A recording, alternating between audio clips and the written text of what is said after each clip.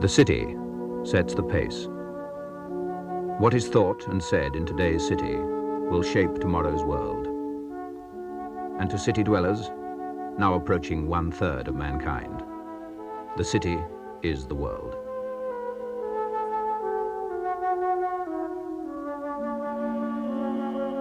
So it is that here, in the midst of his most dazzling creation, man most quickly forgets just how earthy are his real origins, and how basic the elements on which his true wealth depends.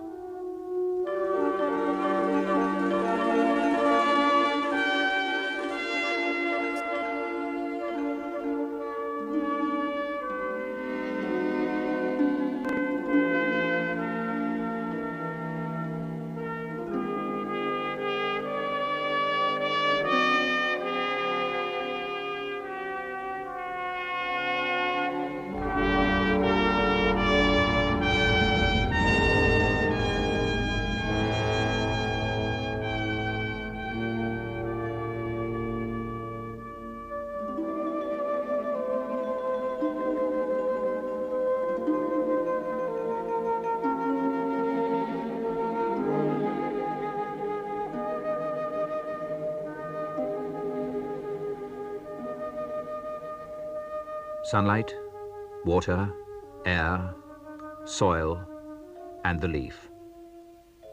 The whole vast structure of human affairs resting upon resources so basic and so vital that we cease to notice them.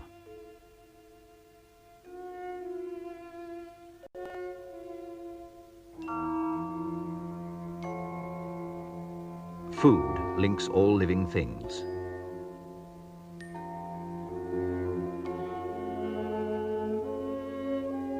Man too, as long as he eats and drinks, depends upon the bounty of the natural world.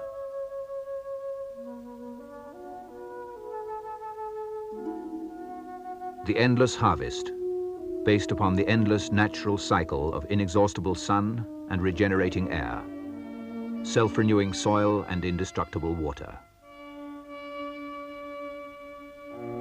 How then could it be possible to exhaust the inexhaustible? Man assumes it is not. But behind every question of man's resources, there now grows one master question.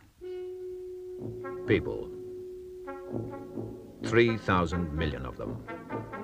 By the end of the century, 6,000 million. It took man's history to reach today's population. Now he will double in 30 years. People. Not only more, but wanting more. More food, more goods, more space. Man has always wanted these things. What has altered beyond measure is his power to get them. The machine. The machine with which man has done more to change the world in a generation than in the rest of human history heretofore. Nature and man. There is a balance, if we can find it. But every day, less of nature. Every day, more of man.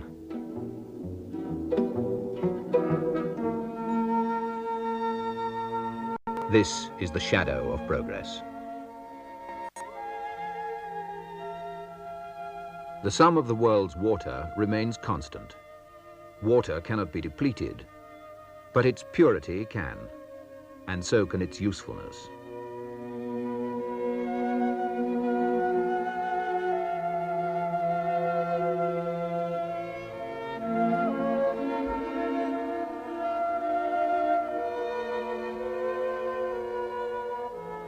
No one wanted this to happen. It is something we drifted into, a byproduct of making things. The good things, the things man wants more and more. We are all accessory to the murder of rivers.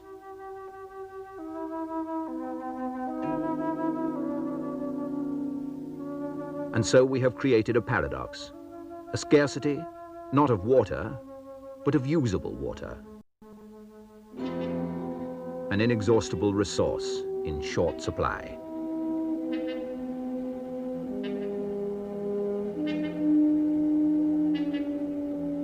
There are rivers in which bacteria have been estimated at 1,500 times human safety level.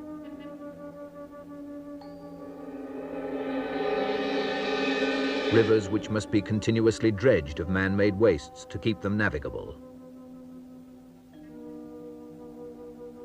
Rivers so clogged with rubbish that they have been declared a fire hazard.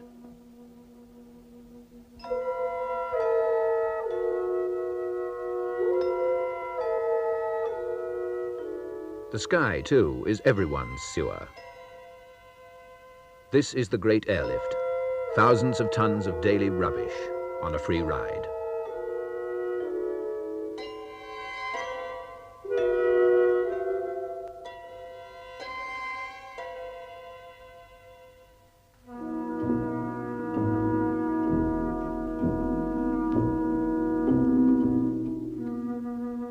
It is an ill wind that blows from chimneys, harmful to health and plant growth, corrosive to stone and metals,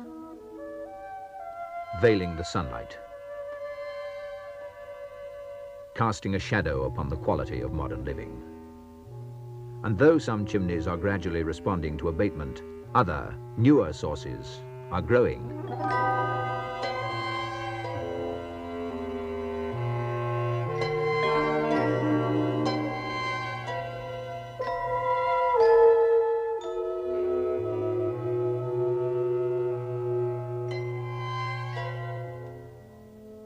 The aircraft and the motor vehicle. No machines have worked harder for man. Nothing has done more to widen his horizons. And yet, it is the same problem as with man himself, the problem of numbers.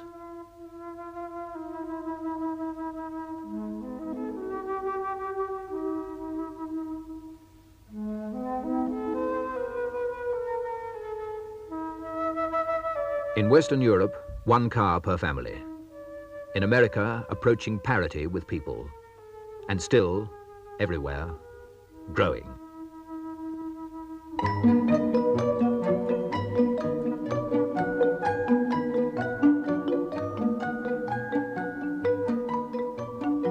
An irony of our times that the car, developed to move ever faster, should now be slowed down by its own numbers. And as the car slows down, its exhaust fumes increase.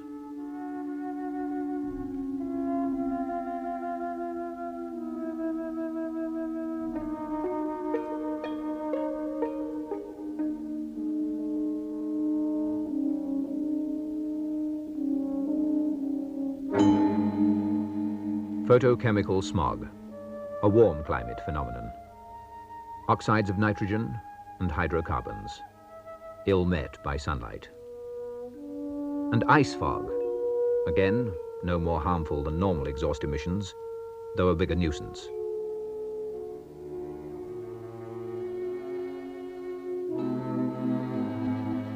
Most cities are just smoggy, though from several sources. Here again we are exhausting the inexhaustible. Not air, but good air, freely available to the towns and cities where so many of us now live.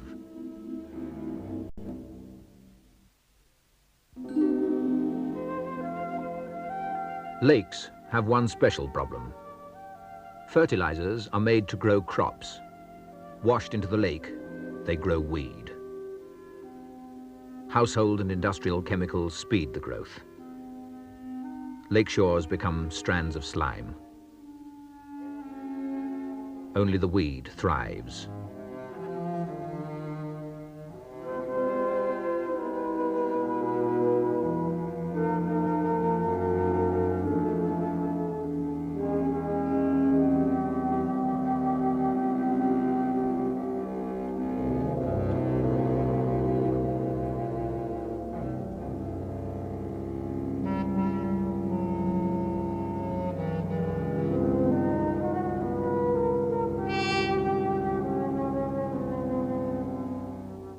The rubbish of decay, and the rubbish that will never decay.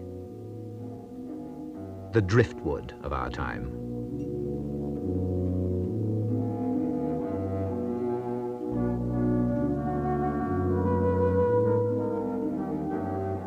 Junk, the shadow side of affluence. And junk sculpture, a comment upon the generation which put man on the moon without cleaning up its own backyard.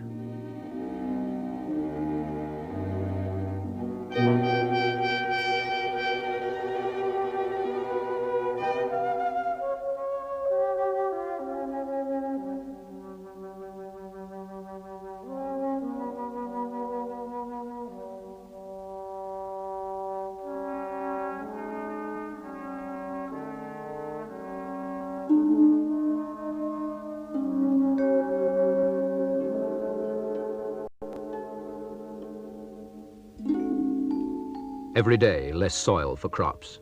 Land lost under the wastes of industries. New industries, drugs, chemicals, plastics, detergents, all with problems of wastes and disposal.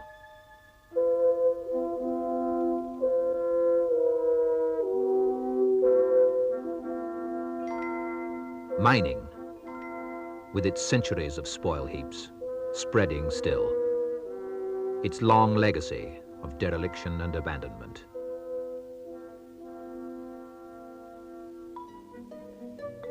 The city, greedy for growth, spreading upwards and outwards, pushing down to the shore, spilling into the water, outgrowing the planner's guess, overflowing the hills. The push of people, every day unrolling the concrete carpet further. Little houses accumulating into little streets. Little streets into cities 50 miles across. Every year less solitude, less green spaces, less wildlife. Every year a species of bird and animal less. 800 species in danger of extinction now.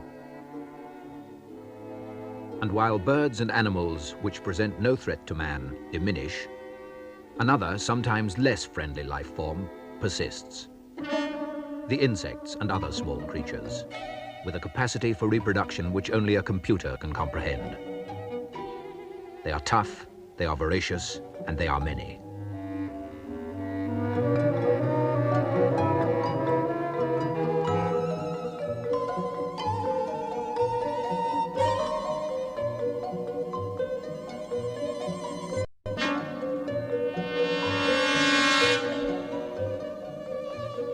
Fortunately, only a small proportion of insects are pests.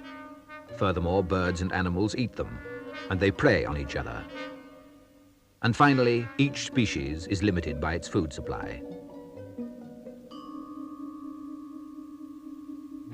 But man has encouraged the pest by moving plants from continent to continent, by planting large areas with a single crop.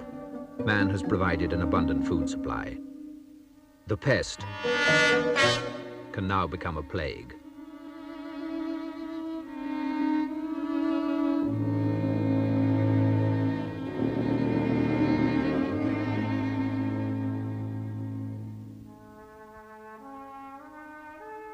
Man fights back. His early victories were astonishing. Yet within 5 years, the first resistant insects were reported. New pesticides, more spraying.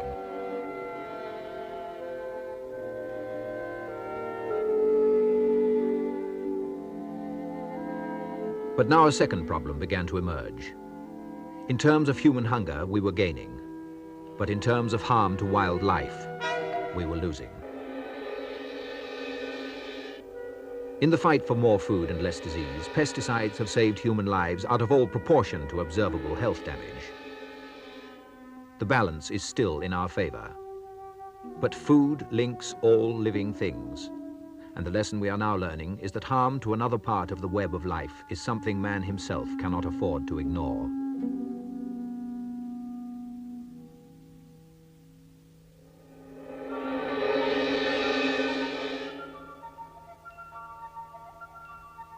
Because man cannot build or plow between the tides, This thin band at Land's Edge has remained as a ribbon of refuge, drawing millions of people each year. But the sea is also for ships, and of the vast tonnages now afloat, the largest portion carries oil. Accidents like this could well have happened more often.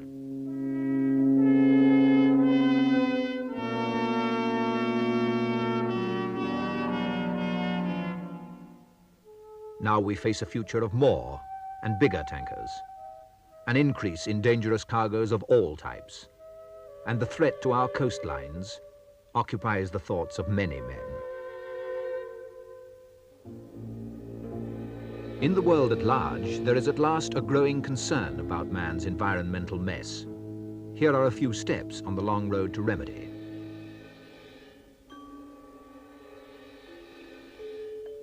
In Paris, the furnaces of 4 factories transform a city's garbage into electric power and steam for central heating. A mountain of junk reduced to a small pile of useful scrap metal. Thousands of chimneys traded for one, and this one filtered. Chimneys can be controlled. Pittsburgh, once the smoky city, spent $450 million on a clean air program, which revitalized a dying city center. Pittsburgh, from national joke to urban resurrection, in less than a generation.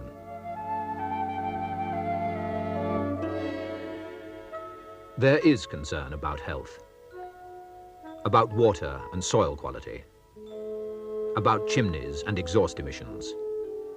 Very slowly, vigilance begins to replace indifference, and technology, which did so much to accelerate the problems of pollution, now turns its powers increasingly towards their remedy.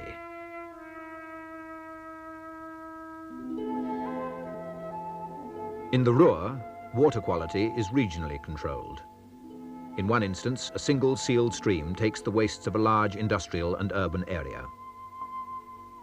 Here, the main treatment effort can be concentrated, and the sludge used to fuel a specially designed power station. The Rhine has been called the sewer of Europe, but this chemical plant on its bank shows what can be done by private industry.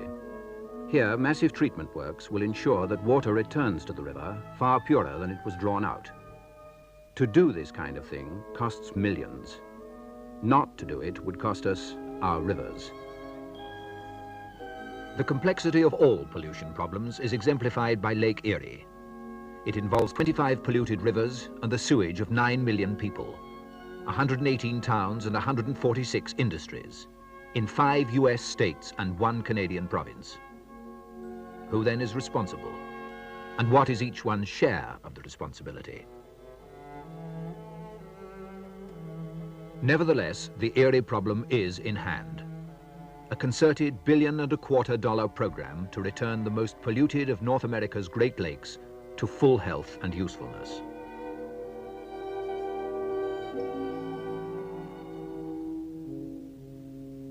This was no disaster. This was any day in any ocean, the daily dumpings of 1,000 ships. But the load-on-top system of tank washing, adopted by 3/4 of the world's tankers, has now reversed this tide. Tonnage grows, but pollution from tankers, at last, declines.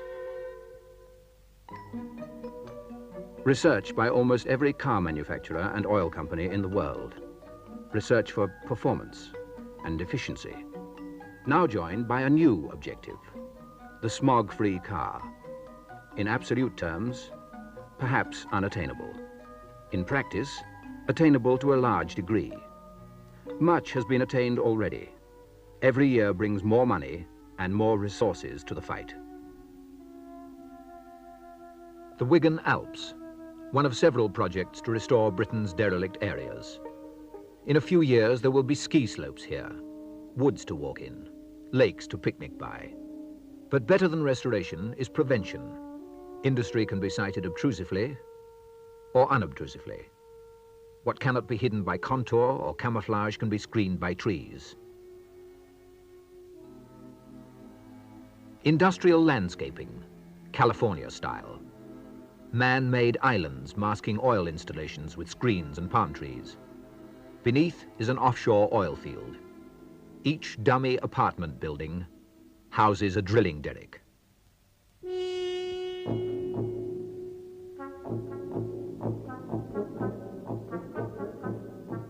Which way will the city go? Up? Over? Under? Outwards? Downwards?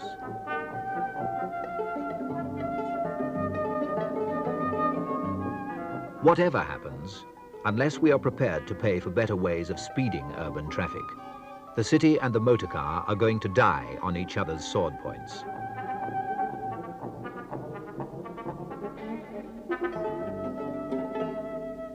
Some say that more roads beget more traffic. Others, that activating several million cars is not the main problem of cities, but the quality of life for those who live in them.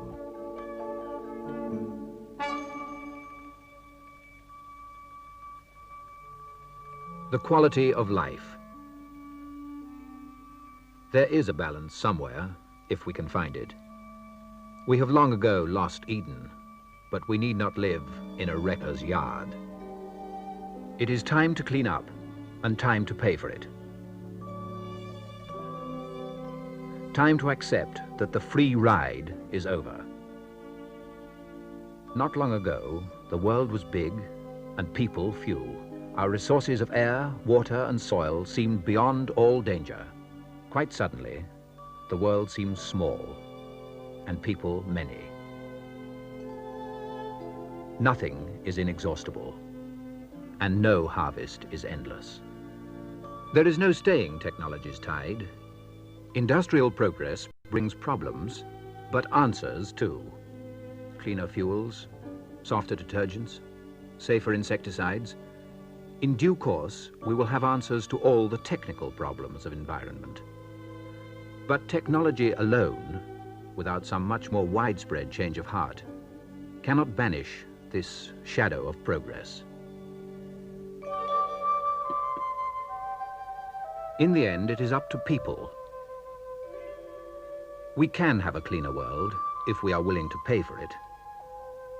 For a clean world is a world in which man works best. And in the long run, it is the only kind of world which can work best for man.